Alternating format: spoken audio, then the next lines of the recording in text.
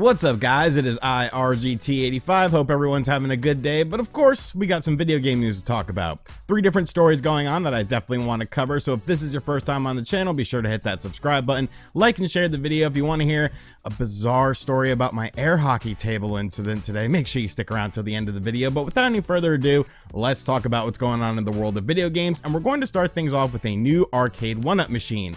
Now, you guys are well aware that I love the arcade 1-up machines, but they're definitely getting very pricey. You know, that's something that nobody can debate. Yes, it probably has to do with the cost of materials and all that stuff, but really, I miss the days of $300 and $400 arcade 1-ups, because now they're like $600, $700, even $800 sometimes, and it can get very, very expensive. And a brand new arcade 1-up cabinet was just announced. Now, this is something that we had talked about on the channel as it leaked before the official announcement, and that is Terminator 2 the arcade game. Now, Terminator 2 the arcade game is an awesome game, don't get me wrong. I definitely have fond memories of seeing that cabinet, listening to that cabinet. Terminator 2 is arguably one of the best movie sequels of all time, surpassing the original title in my opinion, at least. So I was interested to see what they were doing with this, and it's good, but there's some issues with it. So what I like about the cabinet is, of course, the design of the cabinet itself and the fact that the guns are detachable, because that really opens up the world to sort of modding this. So if you know anything about the original T2 arcade cabinet, you would know that the guns were basically attached to the arcade unit itself. You could aim them up, down, left, and right in all sorts of directions,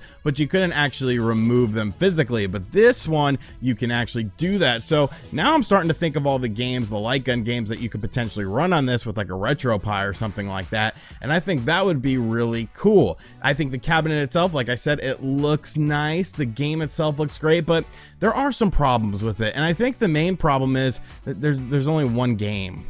It's Terminator 2. There's no other games on this, and it's like, holy shit, man. Like, you have to, if you're charging a premium price for this, you have to have more than one game on the stupid thing, because I'm not buying it just for Terminator 2. I love that game, but there's no way in hell I'm paying, you know, $700 just to have this one game, especially when you compare it to something like the Ridge Racer cabinet, which has a force feedback wheel on it, and of course has 5 games on it, whereas this has 1, and there's some behind the scenes stuff in the game as well that you can check out that's added into this. But it's just, it's too rich for my blood, and it's a problem because, you know, if this was $300 or $400 like they used to be, okay, maybe I would bite on that. But, you know, one game for $600-700, that's just ridiculous to me. So I'll be passing on the T2 arcade 1-up cabinet. I do think it looks great. I wish there were more games on it, but that one game on there, it's not enough value for me. Let me know in the comments down below, though, if you plan on picking this up, if you're a diehard T2 fan and you just have to have this, because I definitely understand that, but you must be made out of money, and I'm jealous. Next up, Sony had a State of Play event, and I didn't watch it live. I was actually trying to get my air hockey table into my house. Like I said, stick around to the end for that story, but I ended up catching a replay of it, and I saw some people talking about it on Twitter, but I wanted to watch it for myself, and wow, that was something. You know, that was definitely something. I don't think it was the worst event ever, but it's something that could have been done via a series of emails or a press release or just random trailer drops on YouTube, because the whole thing that I think Sony misses with these presentations is there needs to be a big wow factor. You can have a very mediocre presentation, but if there's one game that really captivates people and it's a big, you know, AAA title that maybe somebody wasn't expecting, that's when you sort of win these little video presentations that companies do. Xbox does them, Nintendo does them, PlayStation does them, and it really hits with people when you have like that big surprise announcement. And I mean, there were some announcements. I guess there was Bug Snacks DLC,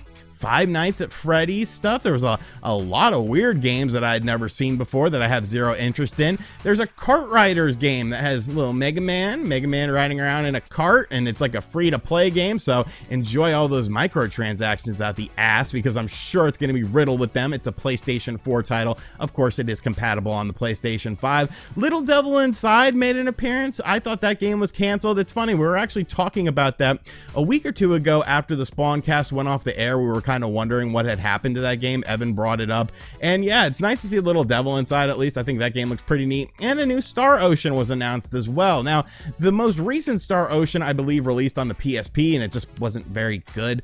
So I'm kind of hesitant about this game. You know, the original Star Ocean stuff was great, but this game, I'm not quite sure. But yeah, this presentation, it lacked any sort of oomph. It lacks any sort of pizzazz or anything like that. And it seems like we seem to say that a lot about Sony State of Play presentations, because Sony just like cobbles together like random stuff. Like the whole point of it is, if you're doing a presentation like this, if you're doing a Nintendo Direct, an Xbox presentation, a State of Play presentation, there needs to be a reason to do the presentation. There has to be a reason that you're like, okay, we need to get together a bunch of games, and we have this big killer title, this 2 big killer titles, because these are the games that we want to showcase, because everyone is watching you do this. When you make an announcement about a specific event, you know, people get very interested in that. They think that there's going to be a reason to watch it, and they think that there's going to be a reason to even be hosting this event. And it just seems like more often than not, the State of Plays are definitely more misses than hits. And it's a shame, because it's like, you know, Sony is the one company that I feel would really benefit from something like this, because when you look at the holiday season, there's not much going on. You know, over on the Xbox side of things, you have Halo, and of course you have Forza coming out. You had Metroid, Mario Party Superstars, whatever the hell it's called, that's coming out as well for the Nintendo Switch. And then over on the PlayStation, it's like you had Deathloop. So I was definitely a bit disappointed watching this back. I don't think it was the worst thing in the entire world or anything like that. There's obviously lots of hyperbole going around on the internet, but it was definitely disappointing. It lacked that big star in this presentation. It lacked that oomph. It lacked that reason to keep watching it, because just watching it back, you know, it wasn't very good. You know, it lacked something special. So maybe you enjoyed the presentation. If you did, that's awesome. I'm very proud of you. I hope you have a lovely rest of the week, because you are a man that can obviously enjoy a lot of things, or a woman that can obviously enjoy a lot of things. But for me personally, yeah, it was kind of booty cheeks. And finally, we have some good news about the Nintendo Switch Online service. Of course, there's been lots of scrutiny, lots of yelling and screaming about the price point of the thing. And then we actually got the Nintendo Switch Online expansion pack with the N64 and the Sega Genesis games, and people just lost their mind on the N64 stuff, because yes, there are performance issues. Yes, there are weird things, like you can't map your own controls, which I think is just absolutely ridiculous. And it's just, you know, kind of half-assed. And it's not the worst way to play these games, but when you're paying a premium price, like I said in yesterday's video, it definitely leaves a sour taste in your mouth. But like I said, we're not talking bad about the Switch Online service expansion pack today. We are talking good about it. So essentially, someone on Twitter named Mondo Mega did a little data mining on the Nintendo Switch Online service, because data mining is a way that we can find out about things that haven't been previously announced as potentially coming out on systems. And this individual actually found some very interesting stuff involving the Nintendo Switch Online service. Now, looking at the first little picture that we have here, it appears that there are going to be at least 38 Nintendo 64 games added to the Nintendo Switch Online expansion pack. Now, this list is actually done in alphabetical order, so you could kind of guess some of these games. Obviously, Wave Race is going to be one of those games down there, but there are 38 games at least slated for now to be releasing on the N64. So there's a lot of things in here. I'm going to guess there's going to be a lot of Mario parties. You can see a lot of stuff under Mario Tennis, so I'm going to guess there's going to be a bunch of Mario parties on here. You know, it doesn't look good for any wrestling games or anything like that, but that shouldn't come as a huge shock to you, because I just don't think they had any real sort of chance of happening. I am interested in seeing what's above Dr. Mario 64. I think those titles could be potentially very interesting. You see that the gap between Dr. Mario 64 and Mario Kart isn't very wide. Of course, the N64 didn't have a huge library of games or anything like that, but I think this is interesting. You know, it's going to remain to be seen how often we get N64 games added to the service. Of course, we have things like Pokemon Snap that we already know about, Banjo-Kazooie as well. So there are some titles that we know about that are eventually coming, but I feel like there's more mystery with this list, and I'm very curious to see how this pans out and what games end up coming to the N64, because I think it could be pretty exciting. You know, hopefully by then the emulation's a little bit tighter. And then on the next slide, we actually have 52 Sega Genesis or Mega Drive games are potentially coming here. Now, I believe this is actually alphabetized by the Japanese title, which is why Vampire Killer is at the bottom there, coming in at number 52. too. And you can see it's pretty wide open. Obviously, there are a lot of Sega Genesis games to choose from, and since this is sort of done with the Japanese titles, you know, it's kind of hard to sit here and alphabetize stuff and try to figure it out in that sort of manner. But I do think this could be potentially very cool as well. I'm hoping there's some more hidden gems on there. Like, really, Musha was the only real sort of hidden gem that was available in the initial pack of games that came out. So maybe like the Wily Wars will come out for that. Mega Man The Wily Wars, that game actually just had an official release from Capcom very recently through Retrobit.